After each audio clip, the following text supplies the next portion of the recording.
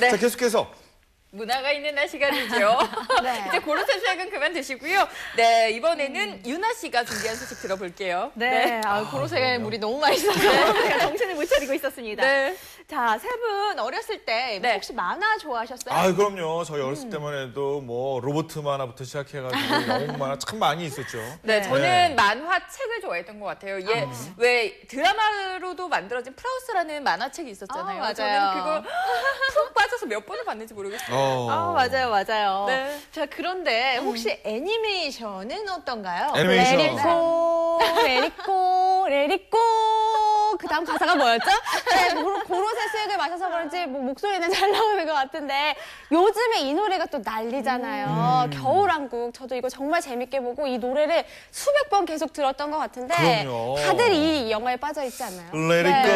예, 참 그렇죠. 맞아요. 예. 뭐 레릿고, 네, 겨울왕국도 그렇고, 뭐 슈렉도 그렇고요. 또 뭐 인어공주도 그렇고 애니메이션 참 좋아했던 것 같아요. 네, 애니메이션 다들 좋아하시는군요. 막 노래도 부르시고. 자, 그런데 이렇게 지금 말씀하신 애니메이션 중에 혹시 우리나라 애니메이션은 단 한 편도 없다는 거 지금 다들 느끼셨죠? 그렇네요. 왜 우리는 일본과 미국의 애니메이션에만 열광하는 걸까요? 우리 것은 재미가 없어서? 그렇지 않습니다. 자, 오늘은요, 이 최근에 주목받고 있는 애니메이션 두 편을 통해서 이 한국 애니메이션에 대해서 꼼꼼히 짚어보겠습니다. 화면 함께 보시죠.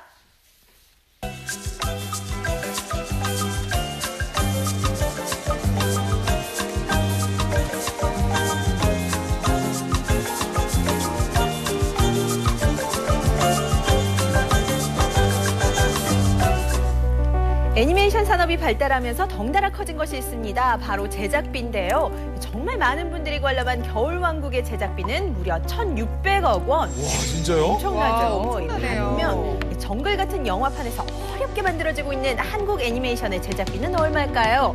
바로 7억입니다. 아이고. 이마저도 투자받기가 쉽지 않다고 하네요. 최근 그래요? 극장가에 애니메이션 바람이 거세게 불고 있습니다. 애니메이션 최초로 1,000만 관객을 돌파한 겨울왕국에 대한민국이 열광하고 있는데요. 하지만 정작 우리가 만든 한국 애니메이션은 외면받고 있는 것이 현실입니다. 문화가 있는 날, 오늘은 주목받는 두 명의 스타 애니메이터를 통해서 우리 애니메이션의 현주소를 점검해봅니다. 자, 제가 찾아간 곳은요, 이 강릉의 한 독립예술영화 전용극장입니다. 이곳에서는 한국 애니 탐구생활이란 주제의 기획전이 열리고 있었는데요. 오늘 만나볼 주인공이 누굴지 궁금하시죠? 이 첫 번째 주인공은요, 네. 한국형 판타지 애니메이션이란 평을 받고 있는 우리별 1호와 얼룩소의 장형윤 감독입니다. 안녕하세요, 감독님. 안녕하세요. 네, 반갑습니다. 아, 우리나라 최고의 애니메이션 감독님. 이라고 하긴 좀 그렇지만 아니죠. 되려고 하는. 네, 장영윤 감독님 예. 만나뵈니까 제가 가슴이 다 예. 설렙니다. 제작 기간 중에 에피소드를 보니까 예. 그 작업실에 하드디스크를 예. 잃어버릴까 봐 이 작업실에 두지 않고 들고 다니셨다고요. 진짜요? 그만큼 이 작품에 대한 애착이 강하셨던 건가요? 네. 그거를 만약에 잊어버리면 또 5년이 날아가잖아요.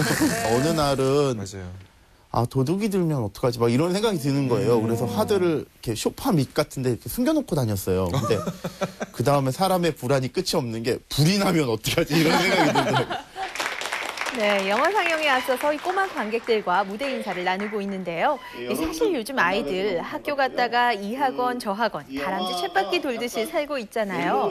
이런 아이들의 모습을 보면서 감독님은 무척 안타까워하셨습니다. 맞아요. 일단 뭐 그 높은 연령을 대상으로 한 애니메이션이 좀 힘든 게 사실이에요. 그게 왜 그러냐면 예전에는 이제 우리가 집에 돌아가면 막 6시에 가면 막 만화가 하고 있었잖아요. 그래서 밥 먹을 시간 되면 애들 싹 들어와서 만화 보고 그랬는데 요즘은 애들이 없어요. 애들이 학원 가고 없거든요. 네, 그러니까 한국 사회가 이제 아이들한테도 적어도 만화 볼 시간도 안 주는 경쟁 사회가 된 거예요. 예전처럼 그런 여유조차 없는 거죠. 아이들한테도 그런 여유를 줄 수도 없을 만큼의 경쟁 사회가 된 거죠. 이런 우리 아이들에게 잠깐이나마 숨을 돌릴 수 있게 해준 시간인데요. 마법으로 소녀로 변한 인공위성과 마음을 잃고 얼룩소가 된 음악가의 모험을 다룬 우리별 1호와 얼룩소. 인간 세상에 지금 이상한 일들이 일어나고 있다. 살려주세요. 마블 잃고 괴물리 변한 나의 귀염둥이들. 우리별 1호와 얼룩소 내용 안에 보면은 마음을 빼앗기고 간까지 빼앗긴다 뭐 이런 내용이 담겨져 있는데 이제 마음을 잃었다는 게 어떤 경쟁 사회 속에서 마음을 잃은 거거든요. 얘가 음악하는 청년인데 음악도 하고 싶은데 이제 미래도 불투명하고 자기 또래 친구들은 다 뭔가 착실하게 어떤 취업이나 공부로 가고 있고 음악을 그 나이 또래면 충분히 한번 해보고 다시 시작할 수 있는 나이거든요. 네. 근데 빨리 가야 된다는 게 너무 심해요. 그래서 뭐 이것저것 한번 실패하고 다시 하면 되지 뭐 이런 분위기가 아니니까 네 노래를 들었어. 나는 너에 하고 대해서 싶은 알고 일도 꿈도 잃어버린 채 오직 성공만을 목표로 살아가는 현대인의 불안한 모습을 애니메이션을 통해 보여주고 싶었다는 장형윤 감독. 이러는 소각자와 싸우다 죽을 생각인 거야. 너무 성공지향적인 사회에서 좀 뭐 이상한 애들도 좀 있고 좀 노는 애들도 있고 막 좀 이것도 괜찮고 저것도 괜찮고 이런 다양성, 사회적인 삶의 다양성을 더 그런 걸 추구할 수 있게 좀 다른 여러 가지 메시지를 주고 싶어요. 환상적이고 예쁜 동화 같은 애니메이션 한 편 만나보셨는데요.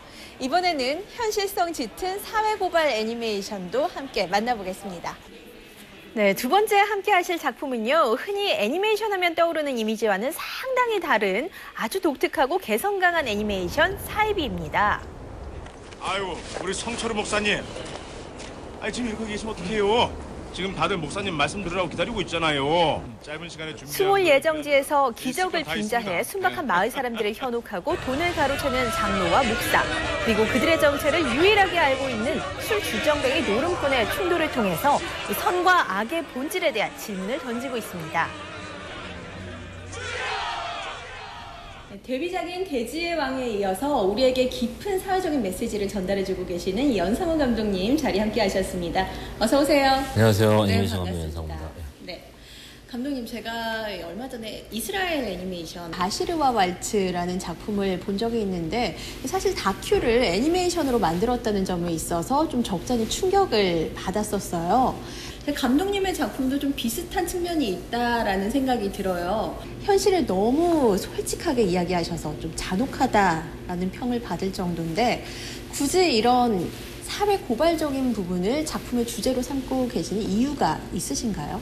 영화 자체가 이제 사이비 종교라고 하는 거를 뭐 틀을 잡고 있지만 뭐 종교만의 문제는 아니라고 생각을 하고 뭐 그냥 인간이 가지고 있는 보편적인 믿음 같은 거에 대한 얘기를 하고 싶었어요. 그래서 뭐 사람마다 다 뭐 여러 가지 믿음이 있잖아요. 뭐 그게 뭐 국가에 대한 믿음일 수도 있고 뭐 민족에 대한 믿음일 수도 있고 부모에 대한 믿음일 수도 있고 부모의 사랑을 믿을 수도 있고 뭐 그런 여러 가지 그냥 믿는 것들이 있잖아요. 뭐 별 의심 없이 믿는 것들 그런 것에 대한 이야기를 한번 해보자라는 측면에서 만들게 된 영화죠. 교회를 중심으로 이야기가 전개되지만 이 뿌리 깊은 우리의 사회 문제와 나약한 현대인의 본질을 냉혹하게 파헤친 작품입니다. 마귀의 기락인 것입니다. 영화 혹은 다큐멘터리에서나 다룰 법한 소재를 애니메이션이 갖는 특징을 활용해서 현실보다 훨씬 더 현실적으로 이야기를 풀어내고 있습니다. 이 사람들아, 이 미친 사기 노름에 지금 정신 빼놓고 지금 이런 사회적인 고발 프로젝트, 사회적인 문제를 언급함에 있어서 이 애니메이션이 가지고 있는 장점이 있을까요? 기본적으로 영화에서 연기라고 하는 거는 이제 배우에게 어떤 감정에 충분히 몰입을 하게 만들고 거기에서 나오는 어떤 자연스러운 표정이나 이런 것들을 카메라에 담는 거라면은 애니메이션이라고 하는 거는 좀 더 표현주의적인 방법이 많이 포함되어 있는 것 같아요. 이제 뭐 작가나 감독이 뭐 아주 극단적인 표정 같은 거를 그려 넣음으로써 어떤 배우가 몰입시켜서 나오는 표정이 아니라 어떤 더 이미지적인 부분에서 더 작가가 표현하고 싶은 것들이 더 정확하게 들어간다라는 측면이 있는 거죠. 영화가 끝난 뒤 관객과 대화의 시간이 마련돼 있는데요. 연상훈 감독은 이 영화를 통해서 사람들이 고민을 나누고 또 함께 이야기하는 문화가 생겨나길 바라고 있었습니다. 한국 사람들은 그 어떤 이야기를 믿을 때 이 내용이 맞냐 틀리냐보다 그걸 얘기하고 있는 사람이 누구인가에 대해서 되게 생각을 많이 하는 것 같아요.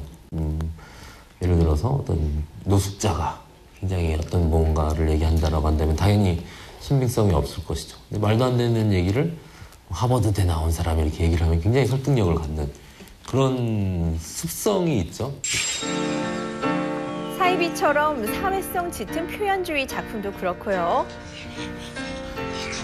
우리별 1호와 얼룩소처럼 꿈과 환상을 즐길 수 있는 작품도 그렇고 우리 애니메이션은 오늘도 많은 시도를 하면서 성장해가고 있습니다. 더 좋은 모습 기대한다면요. 우리의 더 많은 관심과 사랑이 필요하겠죠?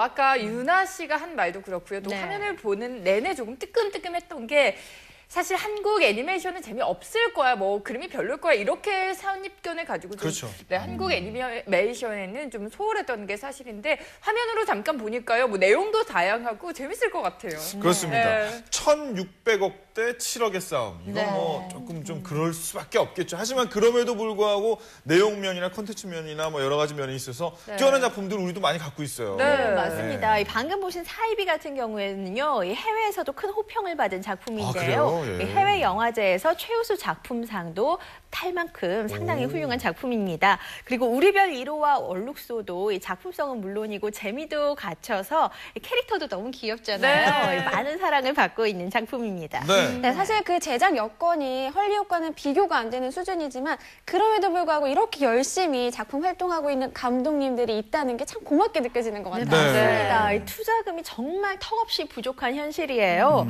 이 나비의 작은 날개짓이 큰 변화를 만든다고 하잖아요. 오늘 지금 이 스튜디오 현장에서 이 세 분이 한국 애니메이션에 대한 편견을 깼듯이요. 앞으로 우리 애니메이션을 더 많이 사랑하고 더 많은 관심을 가져주신다면 더 훌륭한 작품들이 그래요. 계속해서 나올 거라고 믿습니다. 꼭 한번 챙겨보시길 바라겠습니다. 네. 생방송 강호 3님 함께하고 계신 시각 8시 54분 지나고 있습니다.